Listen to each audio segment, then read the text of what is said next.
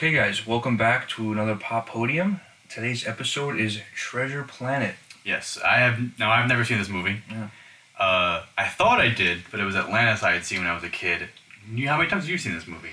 I've seen this once when I was a kid, once recently, and then now with you. Okay. Again. Yeah, So it's only like 3 times. Yeah. So not that many. Yeah. I loved it. First time out. Yeah. So.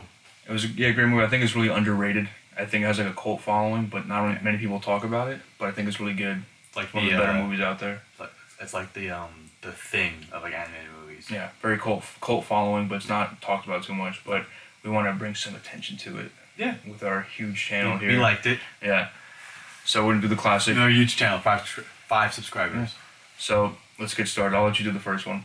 All right. So off the bat, I think the most obvious one. And you said you knew what I was going to choose for some of mine? Yeah. All right. Well, it's definitely the world building. The insane amount of things going on. Yeah.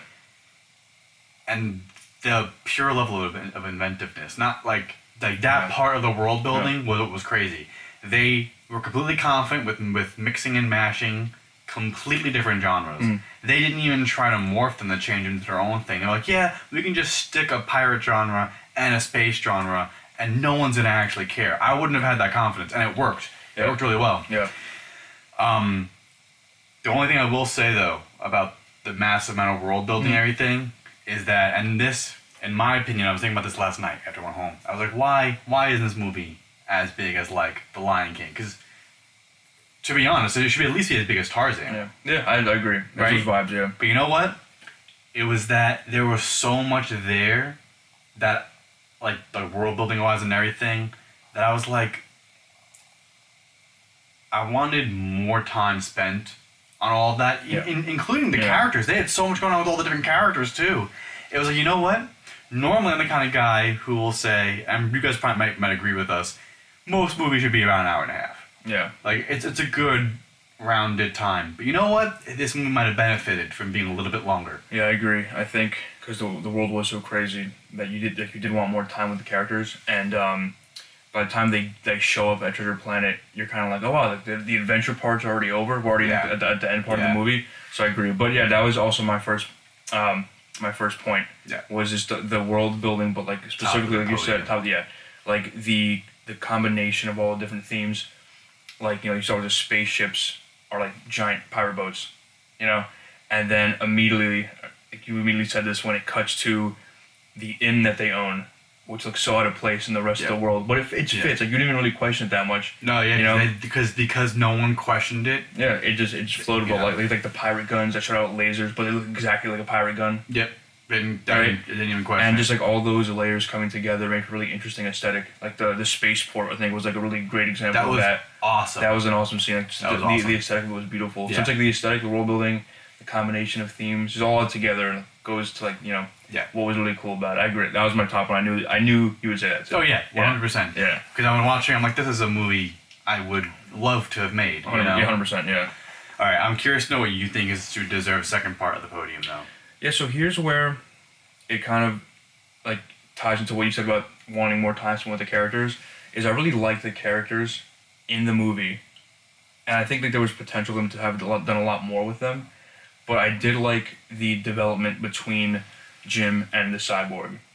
And that was really interesting. Yeah. Like an interesting dynamic. Because you kept asking me, because I'd seen it more recently, you were confused, like in a good way, about whether or not, because like you knew the mutiny was going to happen because they were talking about it, but then the cyborg was being really nice to Jim, and you didn't know if he was like lying to Jim, or if he was actually being nice to him, or like it was like kind of like a lot of layers to it. Yeah. And I thought it was like really accurate to real life, how like someone could have bad intentions but still be nice in other ways. Like he was, he became like fatherly to Jim. It was a lot for a Disney movie, man. Oh, 100% for a kids movie. When I was watching it, I was like, there's a point in the movie where the cyborg and Jim are like bonding, like heavy bonding, classic montage happening. There's a song going on, yeah. Jimbo is clearly developing as a character, becoming a man finally. Not like he's doing dishes. He's responsibility. He has responsibility on him finally. And I'm like, oh, you know what? I'm starting to think at this point they're gonna make it where like he does mutiny with them. That's what I was thinking. Like maybe he hears them all out. They have a rough life. He also has a rough life, so he just goes with them. But that isn't what happened. They flipped the switch again, and that's like that level of trauma on that character was pretty hard to. Yeah, because also like you also could be thinking like, oh, maybe the cyborg's gonna go against the Mutiny and save the good characters, but that's not what happens either. Nope. So I thought the development between the two of them and just like the complexity of their relationship was really interesting for like, especially for a kids movie. It was a lot going on. Yeah. But you know what? Also, by the time that movie comes out, it's things where it's like Andy doesn't have a dad. Those 90s movies. Yeah, exactly. Those were unfortunately really relevant. Yeah. They're really relevant. I'm sure a bunch of kids could relate to that kind of stuff and needed it. Yeah. That's true. So yeah, it definitely. What would you say that is though? Like the father. I would just say like the character dynamic between the two of them. Yeah. Yeah. Like especially that specific montage scene and all that. All right. So then point number 3. You have a point for that one? Yeah. So it's not as like big as the other 2 points. I think. At the top of the podium, that really was. I was really enthralled with all that stuff. But you know what? There was one part of the movie where they plug in the key finally, and I'm not really. I remember when they ran into the robot the first time. I don't remember the robot's name is Ben, and he's talking about the doors opening, closing. I'm like that's pretty crazy stuff. What's he talking about? And then they have the planet is a mechanism, and it's a teleportation mechanism. And I was like, you know what? That's really dang cool. And also you can just press the button on where to go. Like they know the maps and stuff. They can just press the buttons, and it's probably that kind of a thing where I was like, you know, that's really cool, but I'm torn between the portal key thing, and treating space as something they clearly just invented. Because they remember the whales flying by them, and you and I were like, you turned to me, Steven, you ever see space whales before? No. And they treated the black hole like a whirlpool. You're right. Yeah. Stuff like that. It's like they clearly. We were joking. They had like a science guy come in, and he left being all confused because he's like, "What? Why are they asking about space whales?" Yeah. But I think. But that kind of stuff was so cool. That was really cool. Yeah. I like that. Yeah. My third point was morph. Morph. I love morph. All right. You know what? Yeah. Actually, that's really tough now. You have this 30-minute discussion. I have this whole thing, and then you have morph, and morph really was a big, cute little pink ball following you around. I hate you. That's perfect. Yeah. All right. You know we're not. It's morph. The third point's morph. He's like the R2-D2.